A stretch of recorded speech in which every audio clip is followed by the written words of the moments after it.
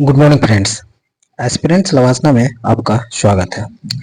दोस्तों, अभी हाल ही में बिहार बीपीएससी काफ़ी मात्रा में लगभग 2000 के आसपास पोस्ट जारी किया है और लोगों ने इसके पीछे काफ़ी मेहनत करना शुरू कर दिया है, सभी स्टूडेंट। इसी को देखते हुए कुछ टेस्ट सीरीज उठाए हैं जो डेली मिनिमम 50 क्वेश्चन सॉल्व करेंगे और ये कंटिन्यू जब तक एग्ज़ाम नहीं होगा तब तक ये कंटिन्यू रहेगा। और साथ ही साथ ये BPSC, UP PCS, UP RO के लिए और यहाँ तक कि बिहार टीचर में भी एग्ज़ाम हो रहा है या बिहार एसएससी एग्ज़ाम होने वाला है, उसके लिए भी काफ़ी इम्पोर्टेंट ये हो जाएगा। तो दोस्तों चलिए बिना देर के हुए हम लोग कुछ क्वेश्चंस में आगे बढ़ते हैं। आज का पहला क्वेश्चन है, महात्मा गांधी एंड बिहार सम रेमिनेंसेंस के लेखक कौन है? तो फ्रेंड्स इसको ध्यान में रखना है कि ये बुक डॉक्टर राजेंद्र प्रसाद के द्वारा लिखा हुआ है और ये 1949 में लिखा गया है। राजेंद्र प्रसाद जी द्वारा लिखा हुआ कुछ और भी बुक है, जैसे कि सत्याग्रह एट चंपारण जो 1922 में लिखा गया हुआ है, इंडिया डिवाइडेड जो 1946 में लिखा हुआ है। इनकी एक आत्मकथा भी है जो आत्मकथा के नाम से ही है, जो 1946 में लिखा हुआ है। एक बापू के कदमों में जो 1954 में लिखा गया है।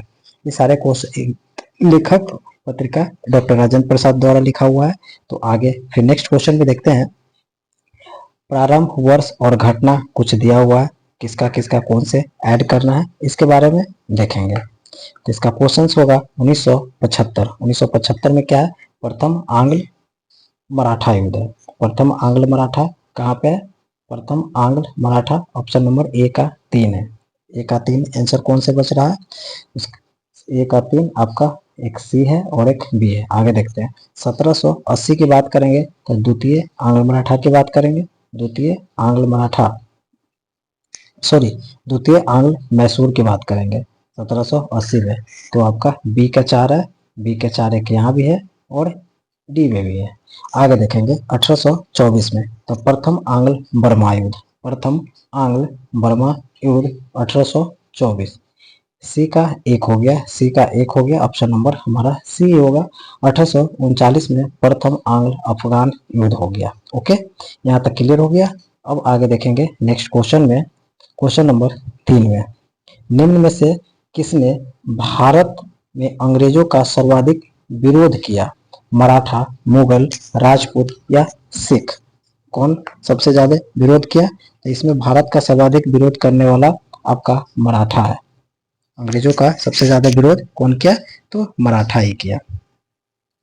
इसके बारे में थोड़ा देख लेते हैं कि भारत में मुगल का उत्तराधिकारी मराठों को माना जाता है। मराठों का इतिहास जेम्स ग्रांट डफ द्वारा लिखी गई है। मराठा पानीपत के तृतीय युद्ध में पराजित होकर कमजोर हो गया, जबकि अंग्रेज प्लासी और बक्सर के युद्ध में विजय प्राप्त करके शक्तिशाली हो गया था। इसी तरह मराठा का 3 युद्ध है, मराठा आंग्ल प्रथम, द्वितीय, तीसरे। इसके बारे में थोड़ा देख लेते हैं। तो प्रथम आंग्ल मराठा 1775 से 82 में वारिंग हेस्टिंग के समय में हुआ था और इसकी सालवाई की संधि से खत्म हुई थी। द्वितीय आंग्ल मराठा की बात करेंगे तो 1803 से 5 के बीच में लॉर्ड ब्लेजली के टाइम में हुआ था। ये देवगांव, सुरजी अर्जुन गांव और राजपुर घाट की संधि से इसका समझौता हुआ था। तृतीय आंग्ल मराठा की बात करेंगे तो 1817 से 19 के बीच में हुआ। ये लॉर्ड हेस्टिंग के टाइम में हुआ था, जो पूना, ग्वालियर, मंदसौर की संधि से इसका समाप्त हुआ था। नेक्स्ट देखेंगे 19वीं शताब्दी में किस देश का भारत की ओर विस्तार का डर एंग्लो अफगान संबंधों का आधार रहा? तो इसका आंसर हो जाएगा रूस। नेक्स्ट देखेंगे, लॉर्ड बेलेजरी की सहायक संधि को स्वीकार करने वाला पहला मराठा सरदार था। लॉर्ड बेलेजरी की सहायक संधि स्वीकार करने वाला पहला मराठा सरदार कौन हुआ? तो पहला मराठा सरदार इसमें हो जाएगा पेशवा बाजीराव द्वितीय, option number A, Peshwa Bajirao द्वितीय।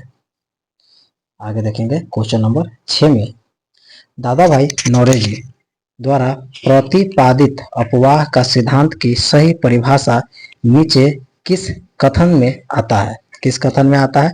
तो इसको देखेंगे, देश के संसाधनों का उपयोग ब्रिटेन के हित में किया जा रहा था, ये बिल्कुल सही है। भारत की राष्ट्रीय संपदा का एक भाग अथवा कुल वार्षिक उत्पाद ब्रिटेन को निर्यात कर दिया जाता था, जिसके लिए भारत का कोई वास्तविक प्रतिफल नहीं मिलता था। ये भी सही है। भारत में ब्रिटिश सामान का आयात किया जाता था और देश को दिन प्रतिदिन आधिकारिक गरीब बनाया जाता था। ये भी सही है, यानी कि ऑप्शन नंबर डी ये सभी के सभी सही होगा। 1857 की क्रांति के बारे में निम्नलिखित में से कौन से एक अवधारणा सही है? 1857 की बात करेंगे, कौन सी अवधारणा सही है? इसमें देखेंगे ऑप्शन नंबर सी, इसने भारत में ईस्ट इंडिया कंपनी की शासन प्रणाली को मृत प्राय बना दिया था। बिल्कुल सही। 1857 के बाद कंपनी का सारा एकाधिकार सब कुछ खत्म कर दिया। अब देखेंगे विद्रोह और वर्ष के बारे में, इसको तुलनात्मक करना है। विद्रोह कब हुआ और वर्ष कब हुआ? क्वेश्चन नंबर 8 में पावना विद्रोह, अगर पावना विद्रोह की बात करेंगे तो 1873-76 में हुआ था। 1873-76 में, ऑप्शन नंबर आपका ये हो जाएगा 1873-76। चलिए ठीक है। उसके बाद दक्कन का विद्रोह 74-75 की बात करेंगे, 74-75 की बात करेंगे तो ये भी सही है। सन्यासी विद्रोह की बात करेंगे, सन्यासी विद्रोह और कोल विद्रोह की बात करेंगे तो 1831-32। बिल्कुल। अब क्वेश्चन कर रहा है कौन सुमेलित नहीं है, तो आपका सन्यासी सुमेलित नहीं हुआ, क्योंकि सन्यासी विद्रोह आपका 1894 में सही सुमेलित नहीं है, क्योंकि सन्यासी विद्रोह 1760 के दशक में हुआ था। कब हुआ था? 1760 के दशक में, 1760 के दशक में। क्लियर? आपको यहाँ तक क्लियर हो गया? आगे देखते हैं क्वेश्चन नंबर 9 में, निम्न महापुरुषों में से कौन भारतीय जागृति का जनक कहलाता है? भारतीय जागृति के जनक कौन कहलाएगा? तो हम सब जानते हैं राजा राम मोहन राय को कहा जाता है। क्यों कहा जाता है इतना दूर तक मत जाइए, बस इसके बारे में थोड़ा सा बता देता हूं कि इनको ने कुछ संस्था को स्थापना किया, जैसे कि आत्मीय सभा 1815 में। इनका मेन उद्देश्य था एकेश्वरवादी मत के प्रचार हेतु। दूसरा है हिंदू कॉलेज, जो डेविड हेयर के सहयोग से खुला 1817 में, यानी कि 15 में आत्मीय सभा, हिंदू कॉलेज 1817 में शिक्षा प्रसार हेतु था। वेदांत कॉलेज 1825 में पश्चिमी वैज्ञानिक अध्ययन हेतु था। और ब्रह्म समाज 1828 में, जो हिंदू धर्म में सुधार लाना चाहते थे। यहाँ तक क्लियर हो गया? नेक्स्ट देखेंगे किस वायसराय के कार्यकाल में देसी भाषा वर्नाकुलर प्रेस एक्ट अधिनियम लागू किया था? किसके टाइम में किया था? तो ये आपका लिटन के समय में लाया गया था। ये ध्यान रखने की चीजें हैं। आगे देखेंगे निम्नलिखित नेताओं में कौन स्वदेशी के समर्थक थे? स्वदेशी के समर्थक थे, अब इसके बारे में बताइए कौन थे स्वदेशी के समर्थक? तो उपरोक्त में से एक से अधिक होगा। चलिए इसके बारे में देख लेते हैं। 11 के स्वदेशी समर्थक के नेता कौन कौन थे? हाँ, तो स्वदेशी समर्थक का स्वदेश शब्द का सर्वप्रथम याद रखना कि स्वदेशी शब्द का प्रयोग सर्वप्रथम दयानंद सरस्वती ने किया था। यहाँ तक क्लियर हो गया?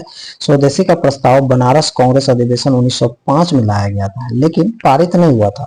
वहीं पे 1906 में कांग्रेस के कलकत्ता अधिवेशन में स्वदेशी का प्रस्ताव दादा भाई नौरोजी की अध्यक्षता में पारित हो गया था। किसके नाम में? दादा भाई नौरोजी की अध्यक्षता में। तो आपका ऑप्शन नंबर सी भी आ गया। चलिए एक तो यहाँ पे सही हो गया। आगे देखते हैं। 1906 में पार हो गए। दादा भाई नौरोजी के स्वास्थ्य खराब होने के कारण अध्यक्षीय भाषण फिरोज शाह मेहता हुआ था। तो आपका बी भी सही हो गया। आगे बात देखते हैं। किसी आंदोलन के दौरान वेलेंटाइन सिरोल ने तिलक को भारतीय अशांति का जनक कहा था।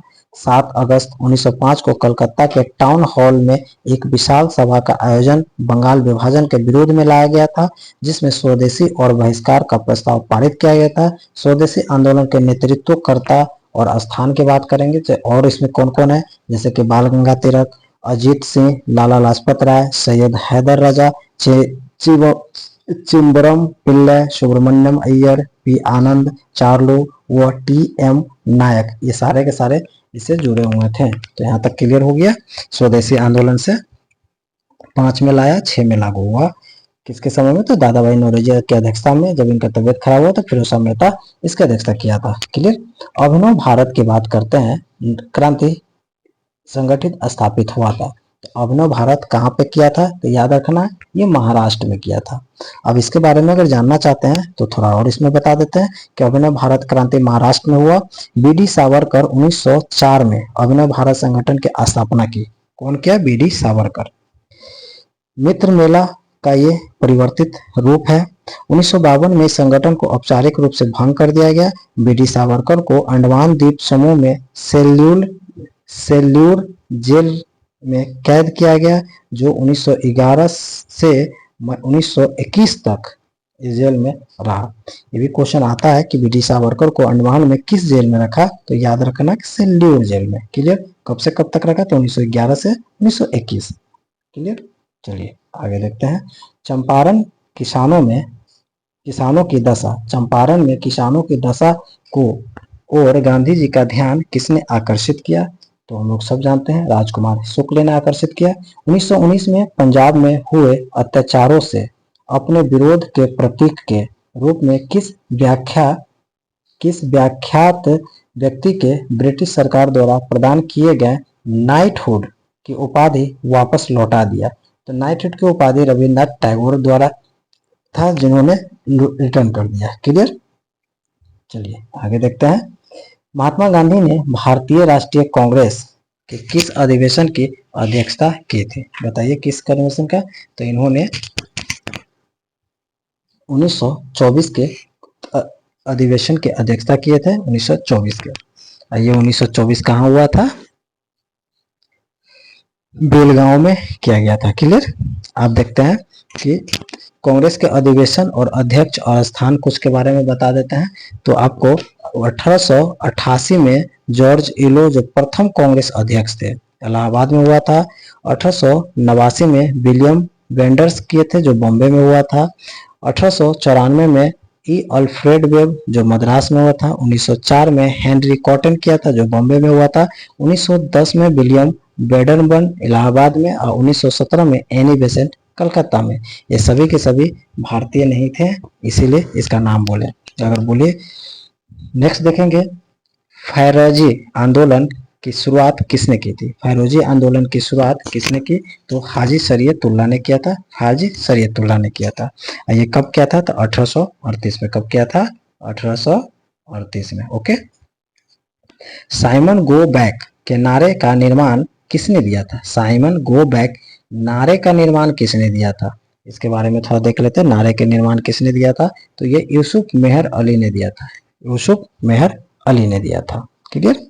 चलिए, ये कब हुआ था? साइमन कमीशन का गठन 1919 में हुआ था, जो भारत अधिनियम प्रावधानों के अनुसार 8 नवंबर 1927 को की गई थी। उसी समय इसके बारे में था। चलिए आगे देखते हैं। फ्रंटियर गांधी का असली नाम क्या है? फ्रंटियर गांधी किसको कहा गया है? तो बताइए 18 का आंसर क्या होगा? तो फ्रंटियर गांधी अब्दुल गफ्फार खान को कहा गया है। लंदन में द्वितीय गोलमेज सम्मेलन की असफलता इनकी छत्र छाया में हुआ। किनकी छत्र छाया में हुआ असफलता? तो ये इरविन गांधी समझौता। ठीक है, 19 का इरविन गांधी समझौता। 1927 की बटलर कमेटी का उद्देश्य क्या था? 1927 की बटलर कमेटी का उद्देश्य क्या था? तो भारत सरकार एवं देशी रियासतों के बीच संबंध सुधारना था बटलर कमेटी का। अगर इसके बारे में थोड़ा जानना चाहते हैं तो मैं बता देता हूं कि भारत सरकार एवं देशी रियासतों के बीच संबंध सुधारना 1927 की बटलर कमेटी का उद्देश्य था। 1927 में भारतीय राज्य समिति ने हर कोर्ट बटलर की अध्यक्षता में एक कमेटी का गठन किया था, जिसे बटलर कमेटी की अनुशंसा निम्नलिखित है। क्या क्या? भारत सरकार तथा राज्य के बीच संबंध सिर्फ समझौता नहीं बल्कि जीवित और वृद्धिशील संबंध हो। भारत सरकार रियासतों की रक्षा करती है और यह राज्य का स्थानांतरण स्वयं उनके समझौतों के बिना भारतीय विधायिका के प्रति उत्तरदायी ब्रिटिश भारत की नई सरकार को नहीं करना चाहिए था। ये सारे कुछ कुछ समझौते थे। एनीवे, ज्यादा डीप में नहीं जाएंगे, सिर्फ क्वेश्चन पे आएंगे। भारत छोड़ो किसकी प्रतिक्रिया में प्रारंभ हुआ था? भारत छोड़ो किसकी प्रतिक्रिया में प्रारंभ हुआ था? तो ये क्रिप्स प्रस्ताव की प्रक्रिया में हुआ था। वेवेल योजना किस वर्ष प्रस्तुत हुआ था? वेवेल योजना किस वर्ष प्रस्तुत हुआ था? वेवेल योजना तो ये 1945 में हुआ था। 14 जून 1945 में बेबल द्वारा बेबल योजना प्रस्तुत की गई थी। इसके प्रावधान बहुत सारे थे, जैसे कि केंद्र में एक नई कार्यकारी परिषद का गठन हो जिसमें वायसराय तथा कमांडर इन चीफ के अलावा शेष सदस्य भारतीय हो। कार्यकारिणी परिषद में मुस्लिम सदस्यों की संख्या सवर्णों हिंदुओं के बराबर होगी। कार्यकारी परिषद की एक अंतरिम राष्ट्रीय सरकार के समान होगी। इसी तरह कई सारे बातें इसमें कही गई थी बेबल योजना में। चलिए आगे देखते हैं। ब्रिटिश सरकार भारत के विभाजन के लिए उत्तरदायी नहीं है, उपयुक्त कथन का श्रेय दिया गया। तो बताइए कौन दिया गया? तो ये लॉर्ड एटली को दिया गया था। लॉर्ड एटली ने कहा था। निम्नलिखित में भारत सरकार अधिनियम 1919 के बारे में असत्य कथन को चिन्हित करना है। असत्य कथन को चिन्हित करना है। क्वेश्चन नंबर 24 का इसका आंसर हो जाएगा भारत सरकार अधिनियम 1919-21 में लागू हुआ था। बिल्कुल सही है। यह अधिनियम मार्लो मिंटो सुधार अधिनियम के नाम से जाना जाता है। 19 असत्य कथन की बात करेंगे। 24 का आंसर मार्लो मिंटो अधिनियम के नाम से भी जाना जाता है। बिल्कुल सही है। असत्य कथन को चिन्हित करना है। तो भारत सरकार अधिनियम 1919 मार्लो मिंटो चेम्सफोर्ड सुधार कहा जाता है। यह अधिनियम 1921 में क्रियान्वित किया गया था। भारत शासन अधिनियम 1919 द्वारा पहली बार महिला को वोट देने का अधिकार दिया था। इसमें देख लीजिए क्या क्या है। पहली बार महिला को वोट देने का अधिकार दिया। इस अधिनियम में पहली बार उत्तरदायी शासन जैसे कि शब्दों का प्रयोग हुआ था। इस एक्ट में एक अलग प्रस्तावना का पहली बार प्रावधान किया गया था। इस एक्ट द्वारा केंद्र में द्विसदनीय व्यवस्था स्थापित की गई। इस एक्ट द्वारा प्रथम बार केंद्रीय सूची और प्रांतीय सूची का प्रावधान भी किया गया था। 1909 के भारत परिषद अधिनियम को मार्लो मिंटो सुधार कहा जाता था। ठीक है, मार्लो मिंटो सुधार किसको कहा जाता था? ये 1909 को कहा गया है, इसीलिए ये क्वेश्चन असत्य है। क्लियर। आगे देखते हैं। निम्न में से किस हड़प्पा कालीन स्थल से हल का टेराकोटा प्राप्त हुआ? हल का टेराकोटा किससे प्राप्त हुआ? तो ये बनवाली से हुआ। क्लियर। पूर्व वैदिक आर्यों का धर्म प्रमुख था भक्ति, प्रकृति पूजा और यज्ञ, मूर्ति पूजा और यज्ञ, या प्रकृति पूजा और भक्ति। क्या होगा? 26 का प्रकृति पूजा और यज्ञ था। प्रथम मगध साम्राज्य का उद्भव किस शताब्दी में हुआ था? चौथी शताब्दी, दूसरी शताब्दी, छठी शताब्दी या पहली शताब्दी में हुआ था? तो याद रखना है छठी शताब्दी के समय में हुआ था। अशोक के निम्न अभिलेखों में से किस में दक्षिण भारतीय राज्यों का उल्लेख मिलता है? तृतीय, नौवां, द्वितीय या प्रथम? तो 28 का हो जाएगा द्वितीय शिलालेख में मिलता है। बुद्ध का किसके सिक्कों पर अंकन मिलता है? बुद्ध का किसके सिक्के पर अंकन मिलता है? 29 का हो जाएगा कनिष्क। चोलों के अधीन ग्राम प्रशासन के बहुत से ब्यौरे जिन शिलालेखों में है वे किसमें? तंजावुर, उरैयूर, कांचीपुरम या क्या होगा? 30 का आंसर हो जाएगा आपका।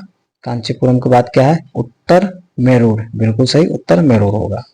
एलोरा के कैलाश मंदिर का निर्माण किसने करवाया था? एलोरा के कैलाश मंदिर का निर्माण किसने कराया था? तो ये आपका कृष्ण प्रथम होगा।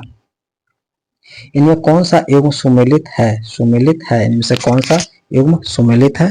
तो आप देखते हैं मिताक्षरा का विज्ञानेश्वर। बिल्कुल सही है, मिताक्षरा का विज्ञानेश्वर ये नंबर सुमेलित है। आगे देखते हैं इसके बारे में और क्या क्या है।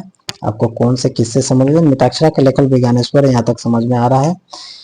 मिताक्षरा याज्ञवल्क्य स्मृति का विज्ञानेश्वर का टीका है जिसमें रचना 11 दी गई। मिताक्षरा ग्रंथ जन्मना उत्तराधिकारी के सिद्धांत पर लिया गया है। याद रखना, जन्मना उत्तराधिकार का सिद्धांत पर मिताक्षरा का है। विज्ञानेश्वर कल्याणी के चालुक्य वंश के शासक विक्रमादित्य 4 के दरबार में रहते थे। विक्रमादित्य 4 के काल में विक्रमादेवी चरितम की रचना बिल्हन ने किया था। श्री सुबोधनी के लेखक बलवाचार्य हैं। विक्रमादेवचरित ऐतिहासिक पुस्तक है।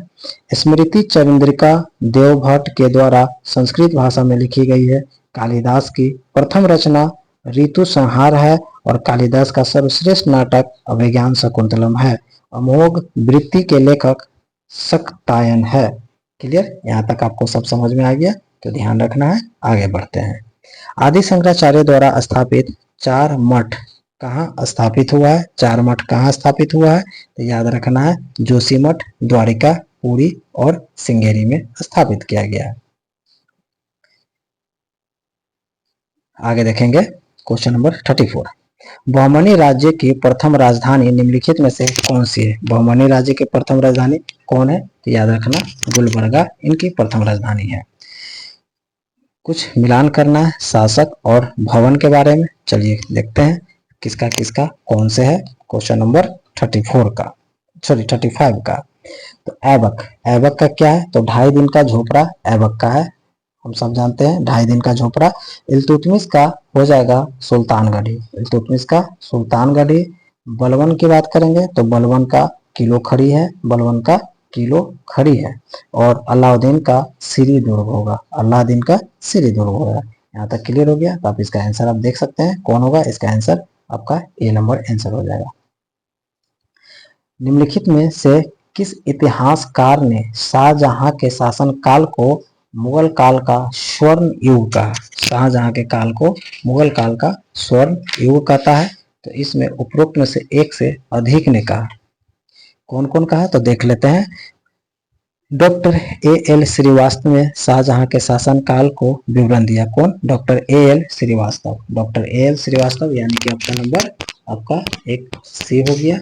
आगे देखते हैं। श्री राम शर्मा, श्री राम शर्मा की बात करते हैं। श्री राम शर्मा ने शाहजहां के शासन काल पर लिखे शाहजहां के शासन काल को साम्राज्य के स्वर्ण युग के उपाधि दिया। उन्होंने लिखा, RPC त्रिपाठी भी है, विंसेंट स्मिथ भी है, विंसेंट स्मिथ है, विंसेंट एल्फिंस्टन ने भी लिखा। एल्फिंस्टन ने भारत के इतिहास में सबसे समृद्ध काल शाहजहां के काल को भी बताया। एडवर्ड और गैरेट लिखते हैं कि अनेक गुणों से युक्त होने पर भी शाहजहां का शासनकाल मुगल साम्राज्य एवं उसके आर्थिक ढांचे का पतन का मुख्य कारण भी था। तो कई सारे बताया था, इसमें से उपरोक्त में से एक से अधिक होगा। स्मिथ है, श्रीवास्तव है। जहांगीर ने किस कलाकार को नादिर उल जमा की उपाधि दिया? किस कलाकार को नादिर उल जमा का? तो अबुल हसन को दिया। किसको दिया? अबुल हसन को। निम्नलिखित में से कौन से निम्नलिखित कथनों में कौन सा सही नहीं है? अब इसमें से 38 का कौन से कथन सही नहीं है? इसमें कथन नंबर, संविधान के अंतर्गत मूल अधिकार का संरक्षक भारत का राष्ट्रपति के अंदर है, जो ये सही नहीं है। ओके। कथन 1, संविधान के अंतर्गत मूल अधिकारों का संरक्षक भारत का राष्ट्रपति ने मूल अधिकारों को संरक्षित सर्वोच्च न्यायालय और करते हैं, यानी कि सुप्रीम कोर्ट और हाई कोर्ट इसका रक्षा करता है। क्लियर। संपूर्ण राष्ट्रगान का वादन काल कितने समय का होता है? तो इसमें 52 सेकेंड का काल होता है। 39 का आंसर, सॉरी 39 का 52 सेकेंड, बिल्कुल सही। धन विधेयक भारत के संविधान के किस अनुच्छेद में? धन विधेयक भारत के किस अनुच्छेद में? तो 110 में धन विधेयक है।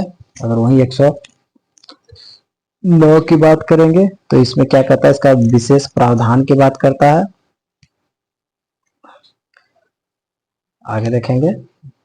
निम्नलिखित संविधान के मंत्रिमंडल यानी कैबिनेट शब्द का एक ही बार प्रयोग किया गया है। किसमें? तो इसमें आपका 352 में इसका दिया है कैबिनेट, कैबिनेट या मंत्रिमंडल का शब्द 352 में दिया हुआ। केंद्र एवं राज्यों के बीच, केंद्र और राज्यों के बीच वैधानिक शक्तियों का बंटवारा दिया हुआ है। किसमें दिया हुआ है? तो ये आपका 7वीं अनुसूची में किया गया। निम्नलिखित युग्मों में यानी कि राज्य निर्माण तिथि में कौन सा सुमेलित नहीं है? कौन सा सुमेलित नहीं है? तो इसका हरियाणा 1 नवंबर 1966 सुमेलित नहीं है। मिजोरम देखेंगे 1986 25 जून, तेलंगाना 15 अगस्त 14 को है, छत्तीसगढ़ 20 नवंबर 2000 को है। क्लियर।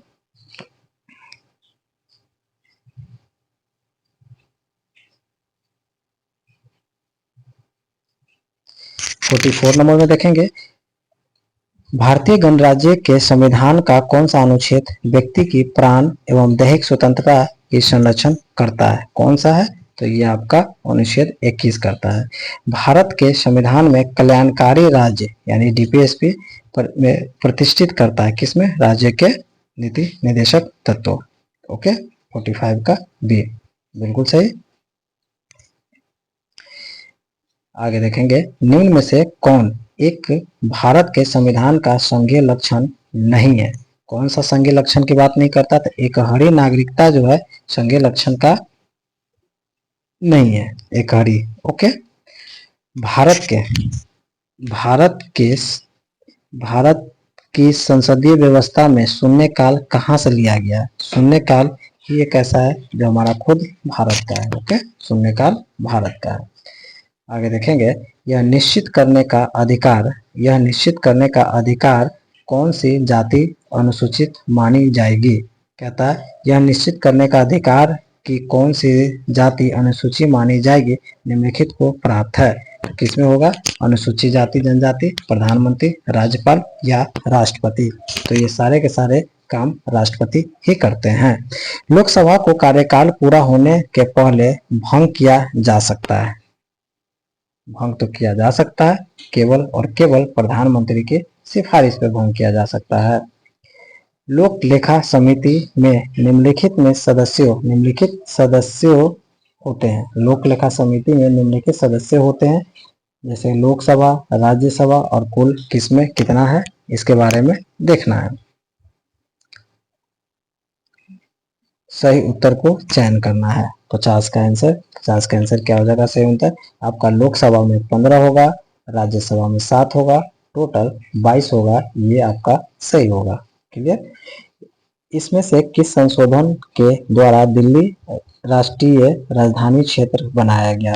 दिल्ली राष्ट्रीय राजधानी क्षेत्र कब बनाया गया? तो ये आपका 69वां संविधान संशोधन में बनाया गया था। 51 का सी। 52 में देखेंगे, राज्य विधान परिषद के विषय में सही क्या है? राज्य विधान परिषद के विषय में सही क्या है? 52 का इसका आंसर हो जाएगा सी, यानी कि 2, 3, 6 और 7। 2, 3, 6 और 7 ये सही है। यानी कि राज्य विधान परिषद यह एक अस्थायी सदन है, बिल्कुल सही है, भंग नहीं किया जा सकता, ये भी सही है। प्रति दूसरे वर्ष 1/3 सदस्य सेवानिवृत्त हो जाता है।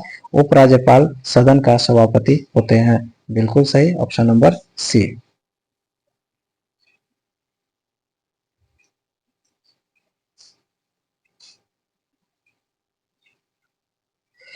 अगर किसी वस्तु को पृथ्वी से 8 किलोमीटर प्रति सेकेंड के वेग से अंतरिक्ष में फेंका जाए तो क्या होगा? तो क्या होगा? वह पृथ्वी पर वापस पृथ्वी पर गिरेगी। क्यों गिरेगी इसके बारे में देख देते हैं।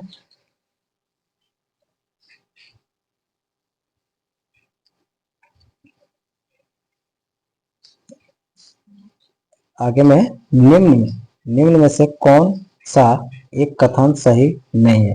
निम्न में से कौन सा एक कथन सही नहीं है? तो आर्द्रता के बढ़ने पर वायु में ध्वनि वेग कम हो जाती है, ये सही नहीं है। आगे देखते हैं, निम्नलिखित पर विचार करना है।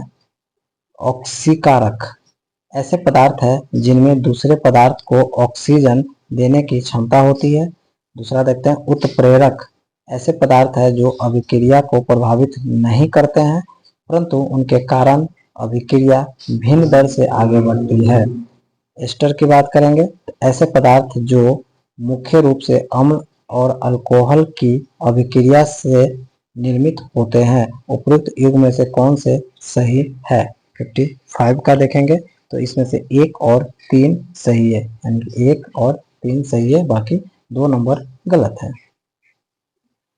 गर्मी के मौसम में एक पंखा आराम का बोध करता है। क्यों भैया बोध करता है गर्मी के मौसम में? तो 56 का आंसर हो जाएगा,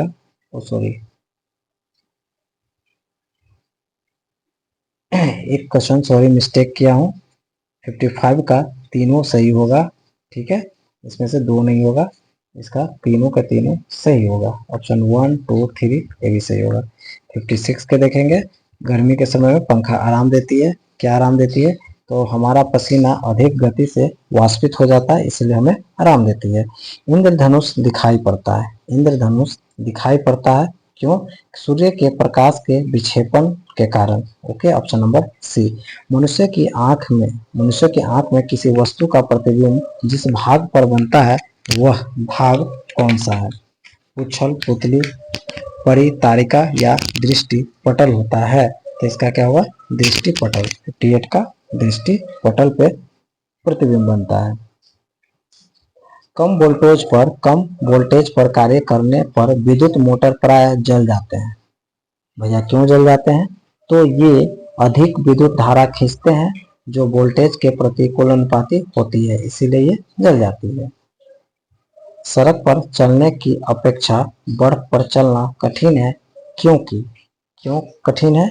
क्योंकि बर्फ में सड़क की अपेक्षा घर्षण कम होती है। ओके,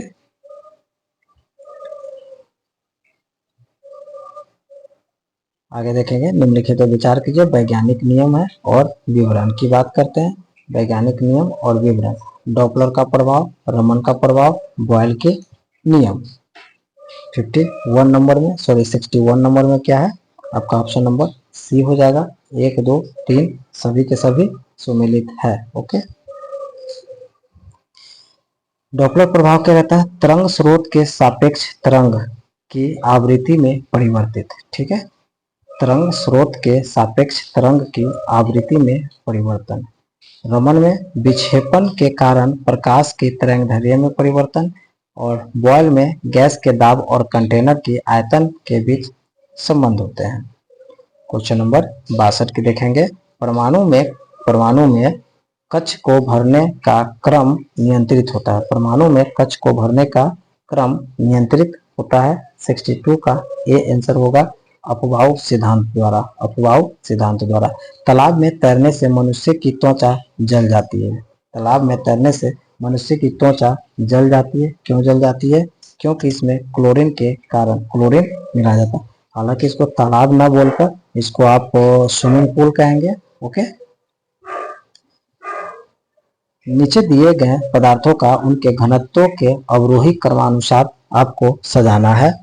तो इसका आंसर बी हो जाएगा, सोना, पारा, इस्पात। अब इसमें और देख सकते हैं जैसे कि सोना का 19.3 होता है। कितना होता है? 19.3।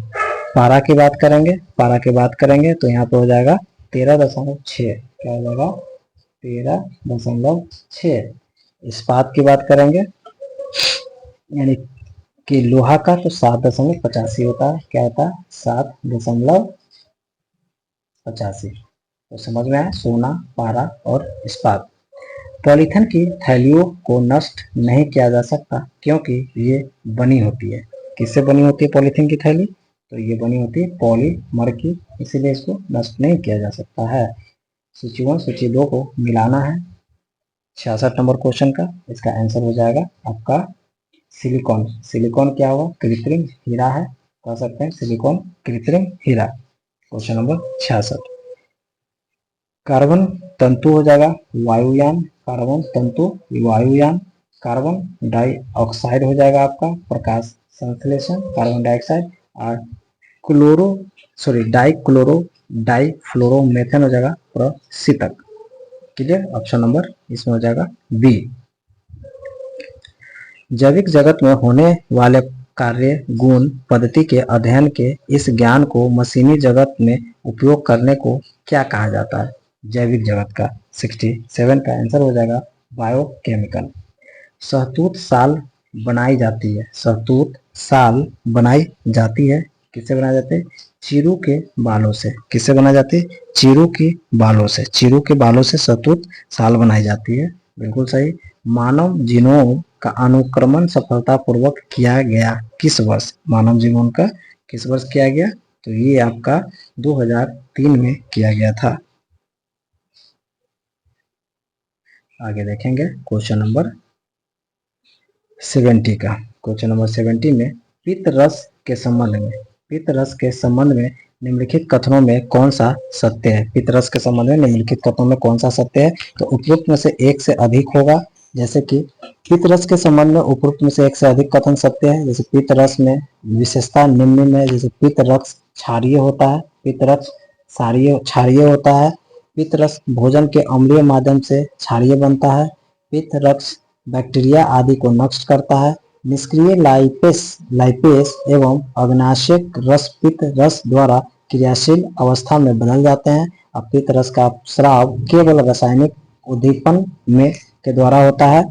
क्लियर, यानी कि उपस्थित एंजाइम वसा पाचन करता है, इसमें उपस्थित लवण वसा वाष्पीकरण भी होता है, पित्त रस इकट्ठा होता है, इसमें से एक से अधिक सही है। ओके, निम्नलिखित में से कौन रक्त के संचालन में मदद करता है? रक्त के संचालन में मदद करता है, कौन करता है? तो लिम्फोसाइट करता है, लिम्फोसाइट करता है। मनुष्य के शरीर में पसलियों के जोड़े कितने हैं? तो 12 जोड़े होते हैं पसलियों के, बिल्कुल सही है। हमारे शरीर का अधिकतम भार, हमारे शरीर का अधिकतम भार कितना होता है? अधिकतम भार कितना होता है? तो सॉरी, अधिकतम भार बना होता है जल से। कितना होता है, ये गलती नहीं बोल दिया।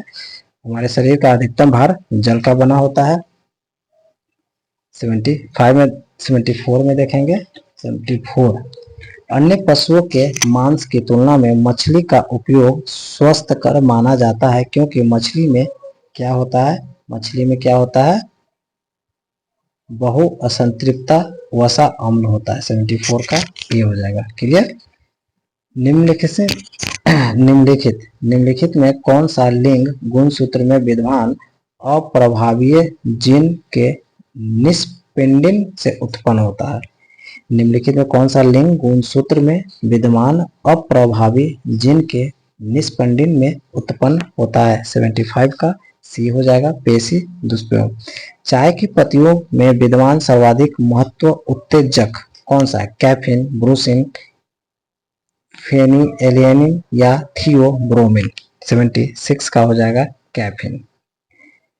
पौधे में अर्धसूत्री विभाजन के अध्ययन के लिए सबसे उपयुक्त भाग कौन होता है? सबसे उपयुक्त भाग कौन होगा? तो पराग कोश को कहा जाता है। ओके, निम्नलिखित में कौन सा युग्म सही सुमेलित नहीं है? निम्नलिखित में कौन सा युग्म सही सुमेलित नहीं है?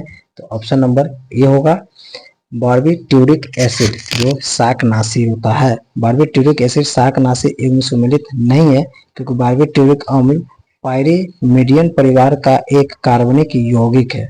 यह एक एसिड का उपयोग प्रशांतक के रूप में किया जाता है। ओके, प्रशांतक के रूप में किया जाता है, यानी कि क्लोरोफेनिकॉल प्रतिजैविक है, मार्फिन दर्द निवारक है, क्विनिन यानी कुनैन मलेरिया रोधी है, और बार्बिट्यूरिक शाकनाशी नहीं है।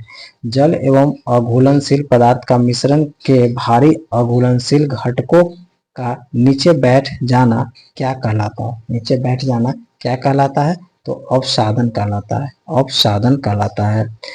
प्लावन जीन यानी कि जंपिंग जीन के सिद्धांत का प्रतिपादन किसने किया है? प्लावन जीन का किसने किया है? तो इसका आंसर सी होगा, बारबरा मैलीफंटक। स्त्रियों की तुलना में अधिक पुरुष वंध्यता से पीड़ित हो सकते हैं। क्यों हो सकते हैं भैया? तो इसका एक ही कारण है, इनमें केवल XX क्रोमोसोम होता है पुरुष में, महिला में XY दोनों होता है। आगे देखेंगे, अस्पतालों से निकलने वाले जैविक कचरे का निपटान का सबसे अच्छा तरीका क्या है? सबसे अच्छा तरीका क्या है? तो भस्मीकरण सबसे अच्छा तरीका है। फ्रेंड्स, 82 क्वेश्चन हो गया लगभग। नेक्स्ट टोटल इसमें 150 क्वेश्चन है। 82 अभी तक क्लियर हो गया, आगे देखेंगे जो बचा हुआ उसको। ओके, अच्छा लगे तो थैंक यू, सब्सक्राइब कमेंट जरूर करें, कोशिश करूंगा इससे बेस्ट क्वेश्चंस और डालें। Thank you.